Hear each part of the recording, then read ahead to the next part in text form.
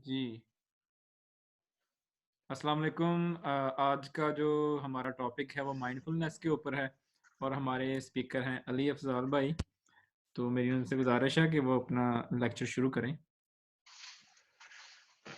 जी, जैसे ये कामरान ने बताया कि आज का टॉपिक है माइंडफुलनेस। तो माइंडफुलनेस मुझे अब इसका उर्दू में तो लफ्ज़ पता नहीं है कि इसको क्या कहा जाएगा। लेकिन अभी वेस्ट में जो इस पे काम हुआ है रिसेंट या रिसर्च हुई है तो ये काफ़ी अच्छी इसके रिजल्ट उन्हें मिले हैं, स्पेशली एंजाइटी, डिप्रेशन और इस तरह की जो हैं वो मसाइल के लिए। तो और प्लस ब्लड प्रेशर पे भी। और इसमें कोई मेडिसिन नहीं है, मेडिसिन के बगैर है। इसमें इन्होंने कुछ चीजें जो हैं वो ओल्ड जो रिलीजियस ट्रेडिशन मिलती हैं, जैसा कि बुद्धिज्म में मिलती है मेडिटेशन की ट्रेडिशंस, या कुछ जैसे हिंदुइज्म में योगा की भी हैं, लेकिन वो डिफरेंट हैं बिल्कुल। उससे इन्होंने कुछ चीजें लेके तो इन्होंने एक बाकायदा 8 हफ्ते का इसको एक कोर्स बनाया है, जिसे ये कहते हैं MBCT, mindfulness based cognitive therapy. और इस पे बहुत ज्यादा काम है, एक यूएस के रिसर्चर हैं जॉन कैबिथ जिन, उनका काफी ज्यादा इसमें काम है और उन्होंने इस पे काफी एक्सपेरिमेंट किए हैं, जिससे उन्होंने जो है इसके फायदे डिफरेंट पेशेंट्स के लिए और नॉर्मल लाइफ में भी लोगों की इवन फोकस बढ़ाने के लिए और उनकी कंसंट्रेशन के मिसाइल के लिए भी, स्टूडेंट्स के लिए उन्होंने इसको फायदेमंद दिया। मैंने इसके ऊपर ना सिर्फ ये है कि मैंने 3-4 बुक्स अब पढ़ ली हैं, और मैं तकरीबन 1 साल से कुछ इसके मैंने इसको प्रैक्टिस करके भी देखा है, तो मुझे खुद भी महसूस हुआ है कि इसके काफी ज्यादा फायदे हैं। तो मैं जो है ना वो उन्हीं में से 3-4 जो बुक्स हैं उसमें से कुछ चीजें बताऊंगा, और उसमें फिर जो भी सवाल होंगे आपके वो ले लूंगा। तो सबसे पहले तो माइंडफुलनेस है क्या? तो माइंडफुलनेस है कि experience of being in present moment without any mental elaboration and conceptual reactivity। इसका मतलब यह है कि आप प्रेजेंट मोमेंट में जो चीजें, जो आपके बॉडी के सेंसेशन या जो एक्सटर्नल सेंसेशंस हैं उनको महसूस कर सकें, और आप हमारा जो माइंड है, दिमाग, वो नॉर्मली वो क्या करता है कि वो 5 तरह की थॉट्स उसके अंदर हर वक्त चलती रहती हैं। उसमें कुछ फ्यूचर की प्लानिंग होती है, कुछ टू डू लिस्ट के मुझे ये काम करने हैं, कुछ पास्ट इवेंट्स के साथ जुड़ी हुई सोचें हमें आती हैं, कुछ पॉजिटिव ऑटोमेटिक थॉट्स हैं, कुछ नेगेटिव ऑटोमेटिक थॉट्स हैं। तो क्या होता है कि ये चीजें हर वक्त हमारे जहन में, जिस तरह कंप्यूटर के अंदर या मोबाइल के अंदर रैम में बैकग्राउंड में प्रोसेस चलते रहते हैं, तो उससे क्या होता है कि जो है वो हमारा जो डिवाइस, इलेक्ट्रॉनिक डिवाइस, वो हीटअप हो जाती है। तो इसी तरह हमारा जो माइंड है वो भी इन प्रोसेसेस की चलने की वजह से एक तो ओवर ऑक्यूपाइड होता है और वो ओवर रन हो रहा होता है। तो जिस चीज के ऊपर हमें असल में फोकस करना होता है, जो प्रेजेंट मोमेंट होता है, जिसमें हमें किसी चीज के ऊपर कंसंट्रेट करना है, तो वो हम फुली नहीं कर पाते। तो मुझे जो इसके ऊपर बेस्ट बुक लगी है वो इसकी जॉन कैबेथ जिन की है। वही मैं उसका यहाँ पे उसको पोस्ट कर दूंगा, how to practice mindfulness in everyday life. इसके अलावा इसकी बुक एक और राइटर की वो है इसके ऊपर कि वो 8 वीक के कोर्स के बारे में, कि 8 वीक आप कैसे ग्रेजुअली, और ये ज्यादा टाइम नहीं लेती इसकी जो एक्सरसाइज है डेली, वो तकरीबन अगर आप 15 से 20 मिनट आप उसको दें, और इसकी ऑडियो रिकॉर्डिंग्स भी मिल जाती हैं, तो उस पे जो है ना वो आप उनको फोकस कर सकते हैं। मैंने खुद करके देखी हैं और मैंने इनका जो है वो फायदा महसूस किया, क्योंकि मैं काफी ज्यादा ओवर स्ट्रेस्ड रहा हूँ, इवन खासतौर पे जब ऑस्ट्रेलिया में आने के बाद। तो मैंने जो है वो इसकी बुक को लिया, जिसके अंदर उसके 8 वीक का कोर्स है, मैंने उनको भी शुरू किया, मैंने करके देखा है। तो स्पेशली ब्लड प्रेशर के मर्ज में मुझे फायदा मिला है।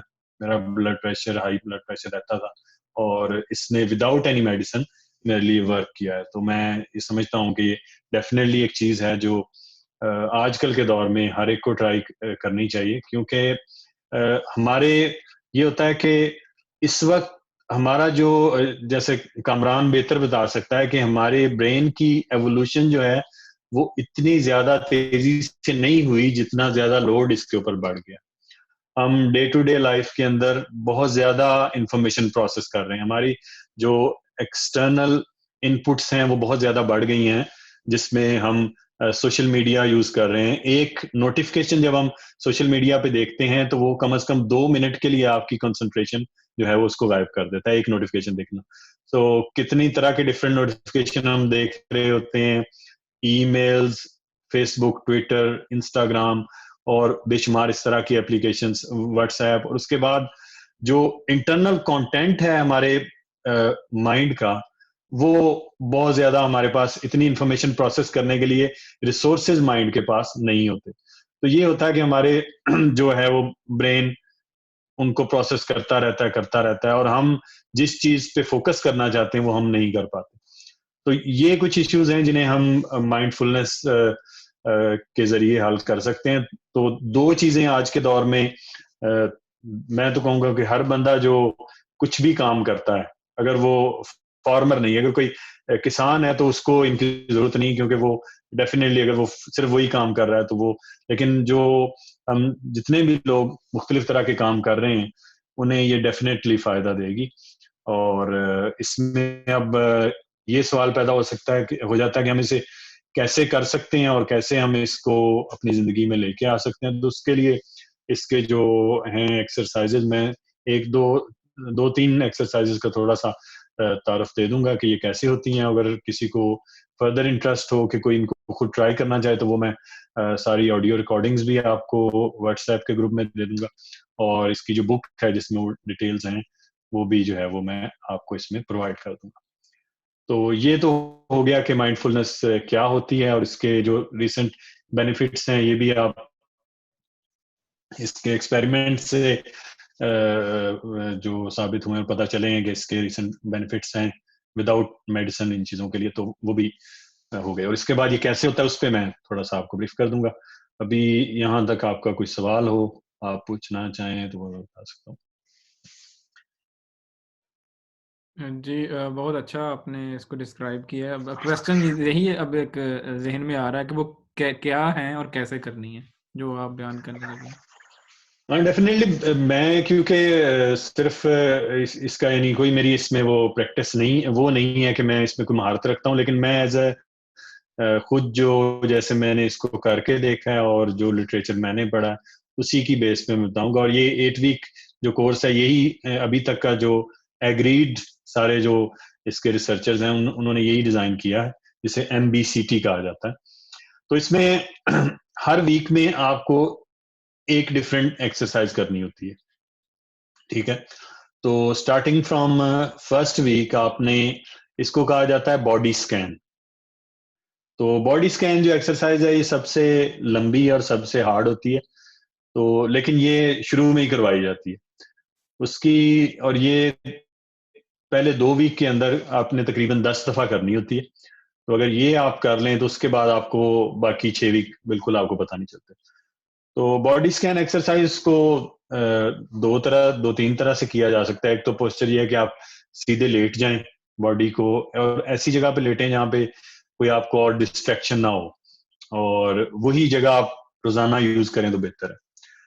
फिर ये है कि आप लेटने के अलावा बैठ भी सकते हैं, किसी ऐसे पोस्चर में बैठें जिसमें आपको बॉडी को तकलीफ ना हो और आप बगैर हिले 40 मिनट तक कम से कम बैठ या लेट सकें। तो ये आप खुद डिसाइड कर लें। उसके बाद आप इसमें आंखें बंद भी कर सकते हैं, आंखें आधी खुली भी रख सकते हैं, इससे कोई इतना फर्क नहीं पड़ता। तीसरा ये है कि इसके लिए आपको रिकॉर्डिंग को फॉलो करना है, उसके अंदर इंस्ट्रक्शन हर 2-3 मिनट के बाद आती रहेंगी।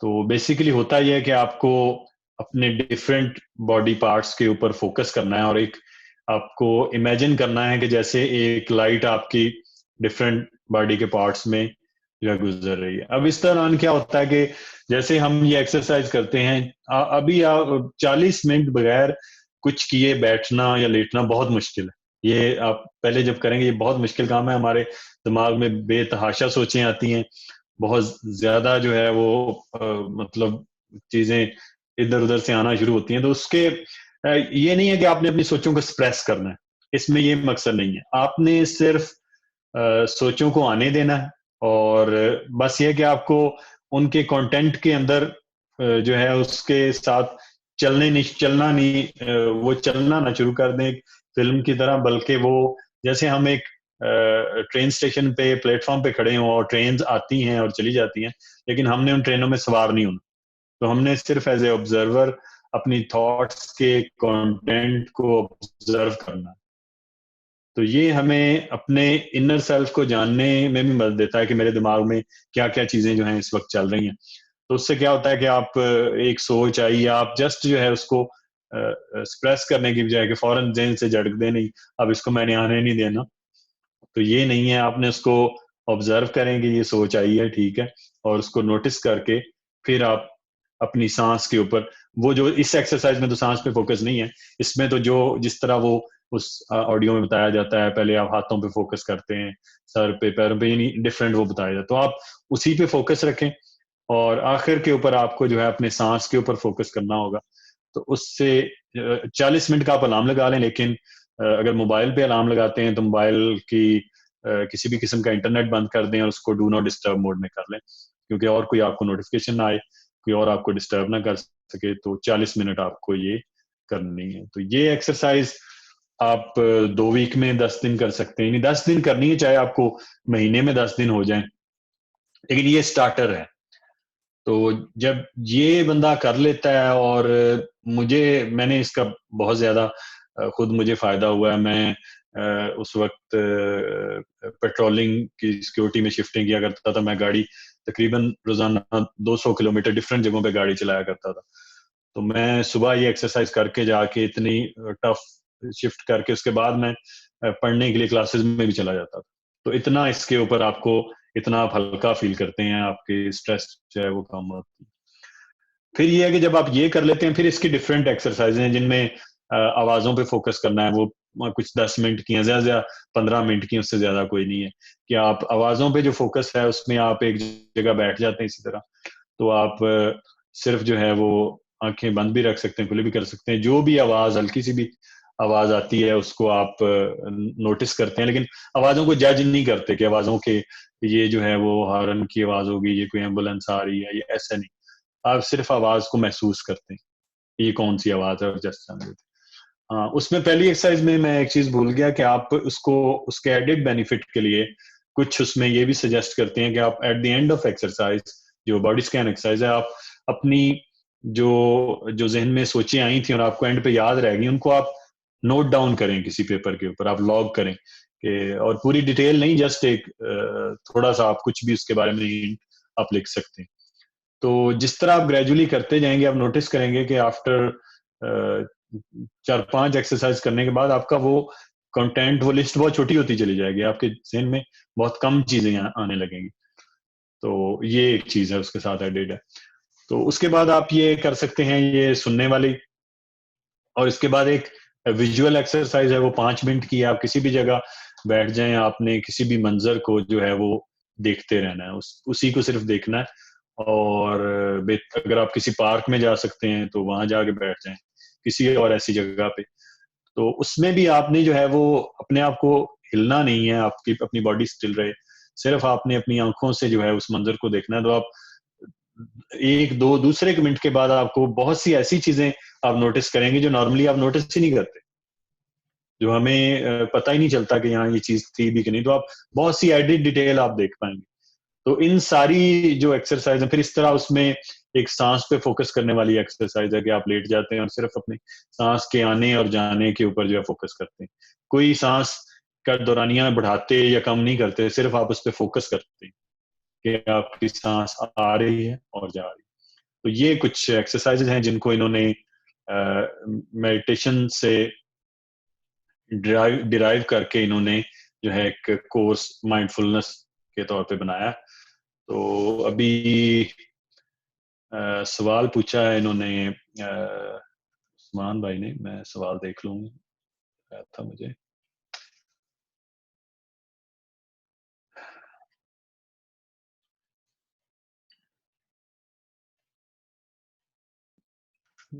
आप जी बोल के भी पूछ सकते हैं सवाल। जी, इन्होंने कहा है कि ये तो टेलीपैथी की एक्सरसाइज जैसी हैं। टेलीपैथी की मैंने कोई, मुझे मतलब उसका कोई एक्सपीरियंस नहीं है, मैंने उसकी कोई एक्सरसाइज देखी नहीं है कि वो क्या होती है और उनका मकसद क्या होता है। और ना मुझे ये पता कि उनके बेनिफिट्स कितनी हद तक जो हैं वो प्रूवन हुए हैं किसी चीज के लिए। तो वो मुझे इसका पता नहीं, लेकिन आई डोंट थिंक इसका टेलीपैथी या ऐसी चीजों से कोई लेना देना है। इसका सिर्फ जो पर्पस है वो यही है कि जो ओवरबर्डन हमारा माइंड है उसको रिलीज किया जाए, और बेसिकली मेंटल क्लैरिटी, फोकस और स्ट्रेस में कमी के लिए ये यूज की जाती है। तो यही इसका सोल पर्पस। और आई डोंट थिंक इसका टेलीपैथी से कुछ लेना देना है। जी जी कामरान भाई, आप कोई जी, और सवाल? ज़बरदस्त। मैं एक्सपीरियंस थोड़ा-सा मैं शेयर करूँगा कि मैंने इसमें से एक एक्सरसाइज पढ़ी थी कहीं पे, और वो थी कि आप अपनी लिसनिंग पावर को कैसे बढ़ा सकते हैं। उसमें उन्होंने ये सजेस्ट किया हुआ था, एक साइंटिस्ट ने, कि आप किसी पार्क में जाएँ, वहाँ पे हम्म किसी पुरसकून कॉर्नर में बैठ जाएँ, जहाँ भी आपको अच्छा लगे, और आँखें बंद करके आप गौर करें, जिस तरह आपने बताया कौन-कौन सी आवाज़ आ रही है। आपने कहा ना था कि गौर नहीं करना, मतलब डिफरेंशिएट करने की कोशिश नहीं करनी, जो भी आ रहा है बस सुने उसको हाँ आराम से। लेकिन उसमें उसने थोड़ा-सा डिफरेंट बताया हुआ था कि थोड़ा-सा उस पे गौर करें, और आप देखें कौन-सी आवाज़ आ रही है, उसको आपने नोट कर लिया, ओके, फिर दूसरी पे फ़ोकस करें। फिर आप देखेंगे कि इतनी ज़्यादा नई-नई आवाज़ें आपको आ रही हैं, आपने कभी गौर ही नहीं किया, और फिर भी हम्म मैंने करके देखा, हम्म और हम्म वाक़ई मुझे ना, मतलब वो जो परिंदों की आवाज़ें और हाँ हाँ रंग-बिरंगी की मुझे सुनाई दी, जो मैंने कभी इतना गौर नहीं किया था। तो हम्म। बहुत मज़े की चीज़ लगी मुझे वो, ज़बरदस्त ये। तो इस पे फिर होता ये है कि हम जो है ना इसको कर रोक देते हैं, क्योंकि हम ना इसको भी कोशिश करते हैं कि हमारी सही नहीं हो रही जो प्रैक्टिस है ना, क्योंकि सोचें तो आती है इंसान को, हमारा जो दिमाग है वो तो इस तरह इसको जो है वो मोंकी से तशबीह दी गई, जो एक दरख्त से दूसरे दरख्त और तीसरे दरख्त पे छलांगे मारता हुआ चला जाता है। तो वो सोचें तो आती हैं, लेकिन हम ये कहते हैं कि इसको परफेक्ट होना, वो नहीं होगा। कोई जो बहुत ज्यादा भी जो लोग इसके प्रोफेसर हैं, जो बहुत ज्यादा प्रैक्टिस भी कर चुके हैं, वो भी यही कहते हैं कि ये सोचें आएंगी, उन्हें आपने एक्सप्रेस नहीं करना, सिर्फ जो है उनको नोटिस करना है। और बेसिकली आप जो है स्टेट ऑफ अवेयरनेस में आपने जाना है। इसका बहुत बड़ा एक practitioner Thich Hanh, Thich Nhat Hanh उसका नाम है, वो वियतनाम का था। तो उसने जो इसको कहा है ना कि जिस तरह उसने कहा है कि हम जो है होमो सेपियंस हैं, और उसने कहा है होमो डियोस हम बनेंगे, उसने युवल नोह हरारी ने। तो उसने कहा कि हम होमो कॉन्शियस हमें बनना चाहिए, कि हमें अवेयर होना चाहिए अपने आप से, अपने आप को हमें जो है वो उसको अपनी सेंसेशंस को और अपने उसको समझने की जरूरत है। और एक और इस पे बुक है जो मुझे बहुत अच्छी लगी, वो एक साउथ कोरियन राइटर की है, उसका नाम है things we can only see when we slow down.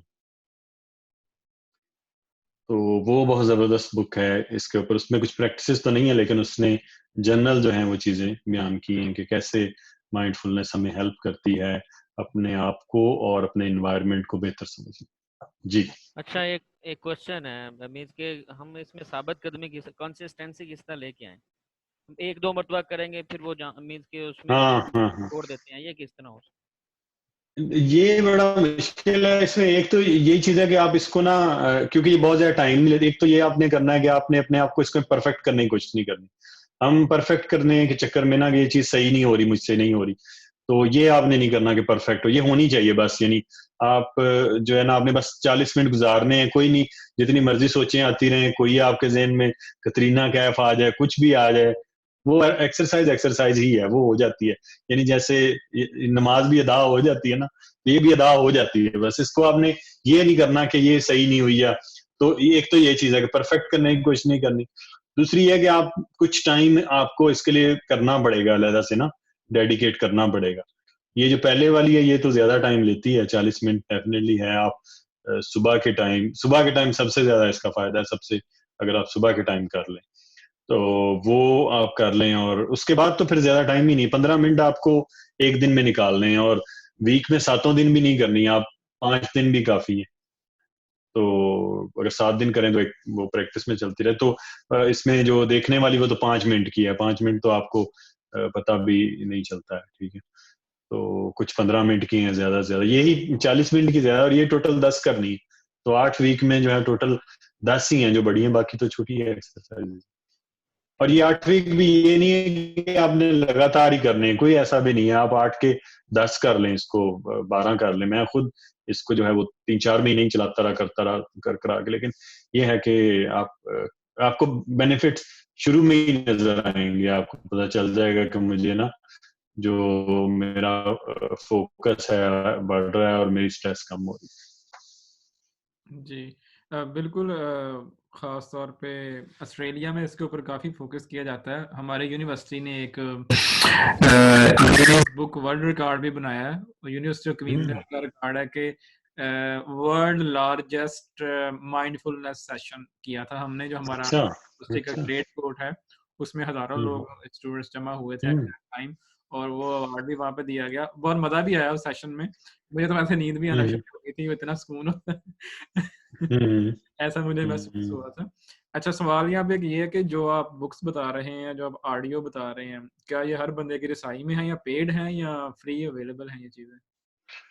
ये जो है ये फ्री तो अवेलेबल नहीं है, ये वाली जो है ना ये पेड है, लेकिन मैंने जो है ये खरीदी हुई है, इसमें ऑडियोज मेरे पास हैं, तो मैं MP3 में है, मैं उनको उसमें ग्रुप में कर दूंगा, मैं अपने लैपटॉप से निकाल के तो आपको व्हाट्सएप में कर दूंगा। ये कोई ज्यादा लंबी भी नहीं है, कोई बहुत ज्यादा वो नहीं है, यानी ये छोटी छोटी हैं, 5 मिनट 10 मिनट 15 मिनट, तो मैं उनको सारे कोर्स की जो है वही कर दूंगा। तो बाकी इसका जो इंट्रोडक्शन है कुछ उस बुक में ही है, जिस बुक के अंदर ये सारा कोर्स बनाया है उन्होंने, तो उस बुक के अंदर कुछ यूट्यूब की वीडियोस इस पे बहुत अच्छी, एक रिसर्चर है USA की, जो इंडियन ओरिजिन की है, उसकी काफी रिसर्च है इसके ऊपर, आप उसको सर्च करेंगे एम्पैथी, उसका नाम आपको यहाँ भेज दूंगा, उसकी यूट्यूब के ऊपर उसकी वीडियो है, एम्पैथी झा मेरे ख्याल उसका नाम है। तो उसने इस पे काफी काम किया है, और आई थिंक वन ऑफ उसने सबसे ज्यादा काम शायद किया हुआ है USA में, तो उसकी मिल जाएंगी। लेकिन ये जॉन कैबेजिन तो इस पे इसने उसका मेन ये नहीं, ये है कि वो इसको डिजाइन करने में और लेके आने में। ज़बरदस्त। अच्छा, तो एक तो इंट्रोडक्शन हो गया, आपने कुछ एक्सरसाइज बता भी दी और अपने पर्सनल आपने फ़ायदे भी बताए कि ख़ास तौर पे ब्लड प्रेशर के बारे में, और हाँ बिल्कुल। ये तो ज़बरदस्त है अगर लोग इसको प्रैक्टिस करें, अगर यही एक ब्लड प्रेशर या अपने ख़यालात को ही वो समझना शुरू कर दें।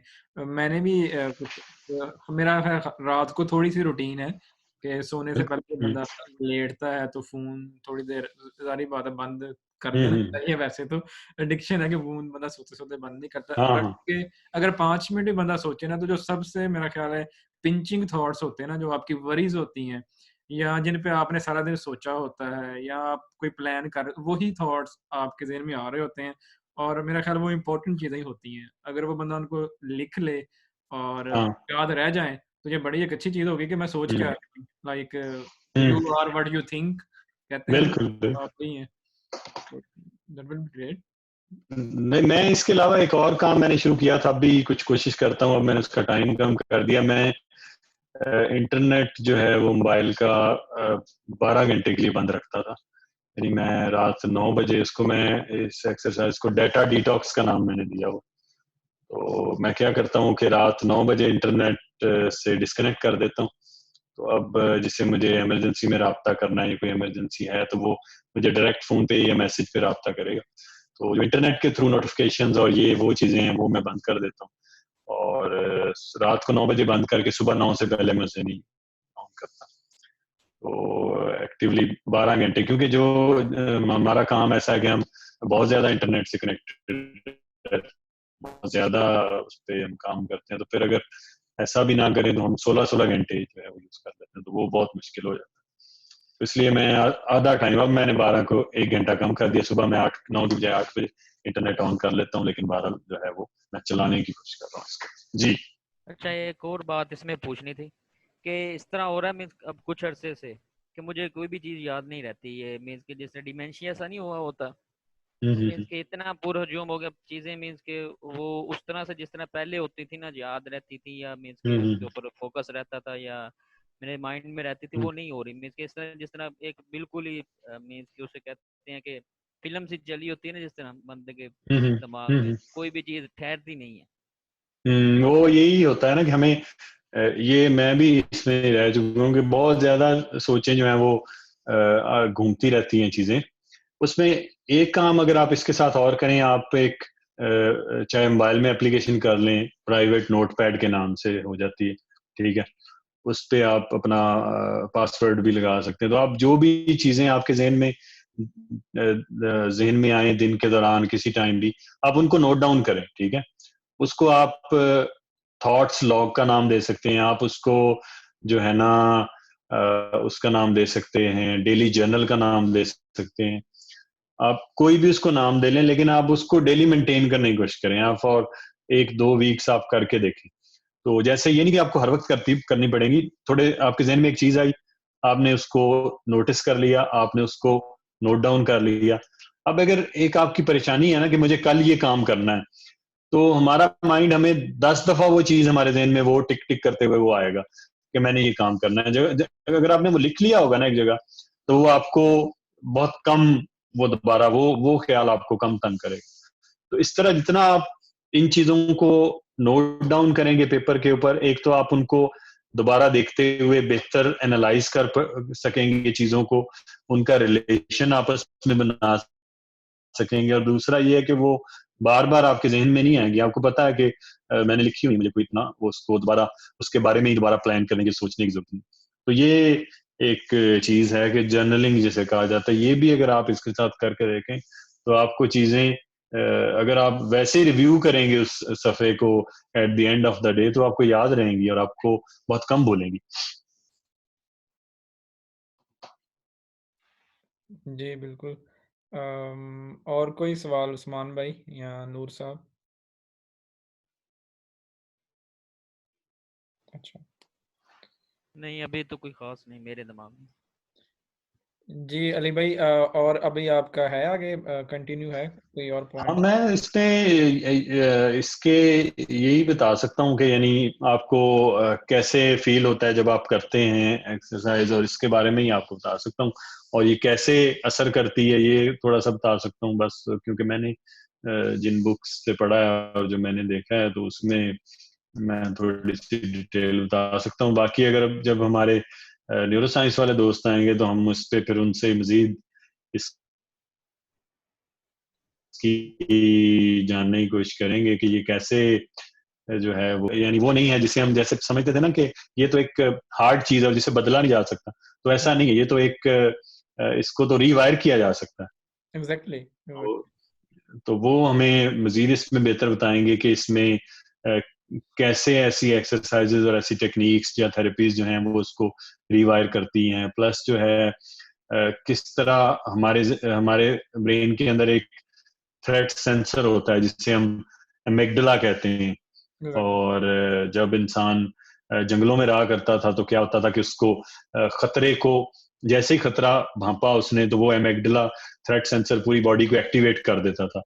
तो उस वक्त इंसान जो है वो फाइट और फ्लाइट के जी, रिस्पॉन्स में चला जाता था, या फ्रीज भी किसी सूरत में चला जाता था। तो वो अब दिमाग तो उतना उसने अभी भी वही है जो एक होमोसेपियन किसी अफ्रीका के जंगल में रह रहा था, लेकिन उसकी आज की जरूरतें बदल गई हैं। उसको जो है वो कल आपको आपके सुपरवाइजर ने मीटिंग के लिए बुलाया या कोई वार्निंग दी, तो अब आपका वो मैगडला स्ट्रांगली एक्टिवेट हो जाएगा, ठीक है। आपको अपनी बॉडी में ऐसे सेंसेशंस महसूस होंगे जैसे किसी जमाने में इंसान को जान के खतरे की वजह से होते थे। तो मैगडला जो है उसका जैसे, और ये डिप्रेशन या एंजाइटी भी है, वो ओवर जो हाइपर सेंसिटिव मैगडला की वजह से हमें होती है कि हम बहुत ज्यादा हमारी जो है वो सेंसेशन जो है वो अराइज हो जाती हैं और हमें जो है ना वो लगता है कि जैसे अभी खतरा है, लेकिन वो होता नहीं। तो रॉन्ग अलार्म्स या फॉल्स पॉजिटिव्स वो बहुत ज्यादा पैदा करने लग जाता है थ्रेट सेंसर। तो डेफिनेटली ये उसका नतीजा है। फिर हमारे जो माइंड के अंदर मुख्तलिफ नेगेटिव ऑटोमेटिक थॉट्स आती हैं कि ये हो जाएगा, वो हो जाएगा, और ये डिफरेंट लोगों में डिफरेंट आती हैं। कुछ में जो है वो विजुअल्स आती हैं, उनको विजुअल नजर आ जाता है कि आप कहीं बैठे हुए हैं, कुछ कर रहे हैं, तो आपके जहन में ख्याल आएगा कि मेरे फलान दोस्त का, मेरे भाई का जो है ना वो एक्सीडेंट हो गया। उससे अगली सोच आएगी कि वो तो वहां पड़ा हुआ, हॉस्पिटल पड़ा हुआ। तो वो तीसरी जब सोच आएगी तो आप फौरन एक घबरा जाएंगे बैठे हुए। तो ये जो है ये चीजें प्रोसेस हो रही होती हैं दिमाग के राइट हैंड साइड पे, और जो चीजों को सोचने की और उनको रीजन देने की या रैशनैलिटी की सोचें, वो हमारी लेफ्ट हैंड साइड में प्रोसेस हो रही थी। तो वो जिन लोगों का राइट हैंड साइड ऑफ, खासतौर पे जो लोग आर्टिस्टिक हैं और इससे नेचर के होते हैं, उनका राइट हैंड साइड ज्यादा एक्टिवेट होता है और वो ज्यादा उनके वनरेबल होते हैं इसको एंजाइटी और स्ट्रेस उनको आने के, क्योंकि उनको विजुअल्स नजर आ जाते हैं। और विजुअल्स जो हैं वो माइंड में ज्यादा इम्पैक्ट करते हैं रादर एक बंदे के जिसके जहन में सोचें एक आवाज की तरह आती हैं, टॉकिंग माइंड की तरह आती हैं। तो वो लेफ्ट साइड पे प्रोसेस होती हैं और वो इतनी ज्यादा इसको नहीं वो बढ़ाती एंजाइटी को। जी कामरान भाई। जी बिल्कुल आपने ठीक कहा कि बल्कि जो बायोकेमिस्ट्री वाले लोग हैं वो तो हार्मोनल चेंजेस के साथ इसको अटैच करते हैं, और ये जो आप बात कर रहे हैं शहरियार भाई की, वो भी न्यूरोलॉजी के हवाले से पे बात करेंगे। फॉर एग्जांपल जिस तरह लस्ट के बारे में कहा जाता है कि ये टेस्टोस्टेरोन और एस्ट्रोजन की वजह से होती है, बिल्कुल बिल्कुल। और अट्रैक्शन हम्म को वो डोपामीन, सेरोटोनिन और एपिनेफ्रिन से हम्म मिलाते हैं।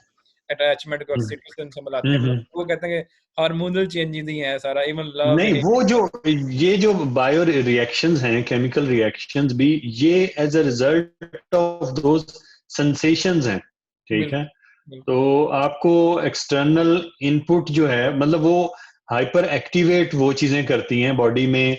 वो जो बाकी आपके बायोकेमिकल्स हैं और केमिकल रिएक्शंस हैं, वो ये उसका रिजल्ट हैं, लेकिन उसकी कॉज नहीं है। मुझे इसमें थोड़ा सा ये लगता है, लेकिन वो इसमें क्योंकि बहुत उनकी इन डेप्थ होती है स्टडी, तो वो हमें ज्यादा बता सकेंगे। लेकिन मेरे ख्याल में एक्सटर्नल फैक्टर्स जो हैं वो कॉज करते हैं। कुछ लोग ज्यादा वनरेबल हो सकते हैं इसके लिए और कुछ कम, लेकिन इसको कॉज जो है वो एक्सटर्नल फैक्टर करते हैं, और फिर जो है वो इंटरनल जो है वो इसका रिजल्ट जो है हमें वो अब मिलता है कि हम डिफरेंट तरह के सेंसेशंस को फील करते बिल्कुल हैं। ये दोनों और तरह से ही है, लाइक म्यूचुअली एक्सक्लूसिव कहेंगे इसको। बिल्कुल बिल्कुल हो ज्यादा सकता तो ऐसे ही होगा कि एक्सटर्नल स्टिमुलाई से वो चीजें स्टिमुलेट हो रही हैं और आगे रिएक्शन चल रहा है। लेकिन ये भी अगर किसी हार्मोन की ओवर प्रोडक्शन हो जाए, अंडर प्रोडक्शन हो जाए, वो फिर मुख्तलिफ डिजीजेस की सूरत में, या कह लें कि डिफरेंट बिहेवियरल रिस्पॉन्सेज जो होते हैं, जो ऑड हम समझते हैं, उनको उस सूरत में मैनिफेस्ट हो जाती हैं फिर चीज़ें। बिल्कुल ये तो पूरा एक उसके ऊपर कहने के सब्जेक्ट है। और एक मैं सुन रहा था प्रोफेसर जावेद इकबाल साहब को, वो भी इस पे बात कर रहे थे कि हमारे जो सर्किट्स हैं जो वो बचपन में बन जाते हैं ऑलमोस्ट, हमारी आदतें होती हैं 7 या बिल्कुल। 8 साल की उम्र में। लेकिन जो आप बता रहे हैं ना माइंडफुलनेस, उन्होंने भी इस पे ही बात की थी कि यही एक वाहिद तरीका कुछ रह जाता है कि अपनी जो पक्की आदतें हैं या बुरी आदतें जिनको आप समझते हैं, उनको चेंज कैसे करना है, उनको मॉडिफाई कैसे करना है। उसमें जो आपने चीज़ें बताई हैं, जो एक्सरसाइज बताई हैं, मेरे ख्याल में ये सबसे बेस्ट प्रैक्टिसेस हैं कि अपने आप को पहले समझ के और उनको छोटे ब्रेक डाउन करना चीज़ों को, कि ज़्यादा चीज़ मुझे क्या स्ट्रेस दे रही है, मैं क्या ज़्यादा सोचता हूँ, और फिर ये कि मैं कैसे उनको सॉल्व कर सकता हूँ। वो फिर आपके अपने ऊपर है कि आप कैसे उसको लेते ये हैं। ये एक सवाल आया मेरे ख्याल, नूर साहब का बड़ा अहम सवाल है। How is it helpful in controlling libido? ज़बरदस्त, बहुत अच्छा हाँ, सवाल है जी, बताएं। हेल्पफुल तो यानी आप बढ़ाने के हवाले से सोच रहे हैं या उसको कम कंट्रोल में रखने के लिए आप कर रहे हैं? मेरा ख्याल है इनका जो है वो यही कंट्रोलिंग के हवाले से। अच्छा, इसमें ना मैं वो पढ़ रहा था बुक जो है उसकी, विक्टर फ्रैंक की, the man search for ultimate meaning. उसने एक बड़ी एक, ये बाद में मैं आऊंगा इसके जो माइंडफुलनेस का इसके क्या असरात हो सकते हैं, तो मे भी आपको जो फॉल्स अलार्म्स नहीं मिलेंगे लिबिडो के। तो उसने कहा कि जिस तरह एक अब स्प्रेस्ड लिबिडो है ना, वो इंसान की होती है और वो फिर मैनिफेस्ट होती है मुख्तलिफ उसके बिहेवियर्स में, इसी तरह उसकी स्प्रेस्ड जो है ना सेक्सुअल लिबिडो की तरह स्प्रेस्ड रिलीजियस लिबिडो भी होती है। यानी आप के बहुत बना होता है कि मैं ये काम करना है, मैंने वो करना है, और ये इस तरह मैं परफेक्ट उस पर चल सकूंगा, लेकिन आप नहीं कर पाते, तो वो भी एक तरह की, वो डिफरेंट तरह से मैनिफेस्ट होती है। बाकी कंट्रोलिंग के ऊपर भी देखें, जब आप अपनी सिचुएशन को बेटर एनालाइज कर पाते हैं और आपके जो सेंसेशंस हैं वो आपकी जो जैसे कहते हैं कि आपके जहन में चीजें बहुत तेजी से नहीं घूम रही होती, तो वो यकीनन कंट्रोल होती है। और आपका जब अपने ऊपर कंट्रोल बढ़ता है, अपनी बॉडी के ऊपर बढ़ता है, तो ऐसे सेंसेशंस के ऊपर भी आपका कंट्रोल बढ़ेगा। तो हेल्पफुल अच्छा है मेरा तो इसमें ये आंसर। जी बिल्कुल। अली भाई, आपने कहा कि ना मीन्स कि आपके ये करने से आपका ब्लड प्रेशर में काफी सारा कंट्रोल हुआ है, जी तो जी। क्या उससे पहले आप कोई मेडिसिन वगैरह भी यूज करते रहे थे, या मीन्स कभी इनिशियल स्टेजेस में था वो? नहीं, इनिशियल स्टेजेस में था, मैं डॉक्टर्स को चेक करवाया था, मुझे कुछ मेडिसिन सजेस्ट भी हुई थी, लेकिन मैंने नहीं यूज की मेडिसिन। मैंने जो है वो इसको ज्यादा अहमियत नहीं देता था। और लेकिन ये कि वो मेरे वर्क को, काम को मुतासर कर रही थी, मैं काम नहीं कर पाता था पूरी तरह, और मुझे इसके इश्यूज थे, और उसने मुझे हेल्प किया है इसमें। मेडिसिन मैं कोई नहीं यूज कर रहा था। जी, जो नूर साहब का क्वेश्चन था उसके ऊपर मैं थोड़ी सी इनपुट देना चाहूँगा। वो ये कि कीगल एक्सरसाइजेज आपने सुनी होंगी कि वो सजेस्ट की जाती हैं, आप गूगल करके देख लें। और ये बड़ा उसके ऊपर उन्होंने बताया कि हाउ टू आप अपने स्क्वीज करें पेल्विक फ्लोर को, देन आप कुछ सेकंड में मुख्तलिफ एक्सरसाइजेज हैं। और दूसरा मेरे ख्याल में आप अगर थोड़ा सा, जो मेरा एक्सपीरियंस है वो जगह आप रनिंग करें, थोड़ा जिम अगर जा रहे हैं, आप स्पोर्ट्स में इन्वॉल्व हैं, तो वही एनर्जी जो है आपकी कंज्यूम हो रही होती है, और आप मसल बिल्ड हो रहे हैं आपके डेफिनेटली। तो वो मेरे ख्याल में एक वे आउट मिल जाता है आपको। और हम्म हम्म। माइंडफुलनेस के हिसाब से मुझे नहीं पता, वो आप इसमें बता सकते हैं क्या कहते हैं ये, या कैसे कर सकते हैं हम इसको। नहीं, क्योंकि आप अपनी बॉडी को की अवेयरनेस आप में बढ़ती है, और आपको जो है वो बॉडी के सेंसेशंस का पता चलता है, तो आपका कंट्रोल भी उस पर बढ़ता है। और अगर आपकी कमी है तो वो बढ़ती है, और अगर बढ़ी हुई है तो कम होती है। और कुछ सवाल सर, और जो है वो कुछ इसको अ, कुछ वही थोड़ा आप बहुत एक दो बुक बातें वगैरह बता का के। नेम पेस्ट कर दें जो आपने कहा, थोड़ा एक्सरसाइजेज, या अगर आप वो हमें ग्रुप में सेंड कर देंगे। हाँ, मैंने बुक्स के नाम तो 3 किताबों के नाम इसमें दे दिए हैं। एक किताब और है, वो मैं कल कमरा ने पहले लिख दिया था, how to practice mindfulness in everyday life. तो ये 4 किताबें मैंने इससे जो मैंने पढ़ी हैं वो मैंने पेस्ट कर दी हैं। जो ऑडियो एक्सरसाइजेज हैं वो मैं उसमें ग्रुप में पोस्ट कर दूंगा, और इसकी समरी जो है, मैं जो मैंने यानी बातें की हैं वो भी लिख के ग्रुप में पोस्ट कर दूंगा। और ये टॉपिक हम ओपन फॉर डिस्कशन रखेंगे कि अगर कोई बंदा इसमें कोई डिफरेंट कोई चीज ला सकता है, ये कह सकता है, कर सकता है। क्योंकि यहाँ पे अभी मुझे पाकिस्तान में पता नहीं है, क्योंकि वहाँ पे लोग इसको यूज कर रहे हैं या नहीं कर रहे हैं, लेकिन यहाँ पे अब इसका इस्तेमाल काफी ज्यादा बढ़ रहा है, और वो इस पे काफी रिसर्चेस भी और हो रही हैं। तो यहाँ तो इसका डेफिनेटली इस्तेमाल बढ़ रहा है, और हर लोग तकरीबन सबको ही सजेस्ट की जा रही है। यूनिवर्सिटीज के अंदर तो इसके जो हैं वो सेशन रेगुलरली होते रहते हैं। तो ये वो चीज़ है, मैं इसकी समरी बनाऊंगा जो मैंने पढ़ी है। जी कामरान भाई। जी, मेरे ख्याल में बिल्कुल इसको हम कंटिन्यू करेंगे ग्रुप डिस्कशन में भी। और मुझे पूरी तवक्को है कि खुशू व खुजू और नमाज के साथ ज़रूर जोड़ा जाएगा इसको। और बिल्कुल अच्छी बात है, वो पहलू भी आने चाहिए इसके। और शायद हम जो बंदा नहीं, खुशी उसका में, पहलू ये है कि अगर आप देखें, अगर आप नमाज पढ़ते हैं तो नमाज में क्या होता है कि आपको फोकस करना होता है एक चीज के ऊपर, कि खुदा की तरफ आपको मुतवज्जो होना है ना। तो उसमें क्या होता है कि हम अगर वैसे ही डिस्ट्रैक्टेड माइंड होता है, तो वो तो हमें नमाज में भी वही होगा कि वो आप खड़े तो होंगे लेकिन आपका दिमाग कभी कहीं और कभी कहीं जा रहा होगा। तो और अगर आप मोर फोकस्ड होंगे तो आपको इबादत में भी जो है वो मजा आएगा। आप जो के साथ कोई ताल्लुक है इसका?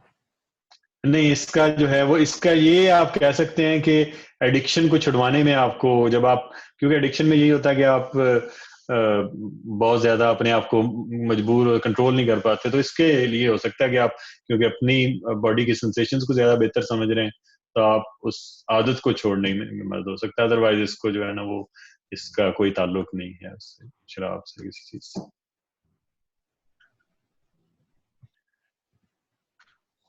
जी ये बुक्स के नाम मैं दोहरा देता हूँ जिसमें ज्यादा इसमें आपको मदद दे सकती है इसको समझने में। एक है माइंडफुलनेस बेस्ड कॉग्निटिव थेरेपी, ये इस नाम की किताब है। एक बुक है don't feed the monkey mind. एक बुक इस पे है the things you can only see when you slow down. और एक बुक है waking up, how to practice mindfulness in everyday life. तो ये 4 बुक्स हैं। अगर कोई इसके अलावा देखना चाहे तो एक और इसके ऊपर बहुत अच्छी बुक है, the art of living in the now. तो ये 5 किताबें। सही हो गया, जबरदस्त, थैंक यू सो मच।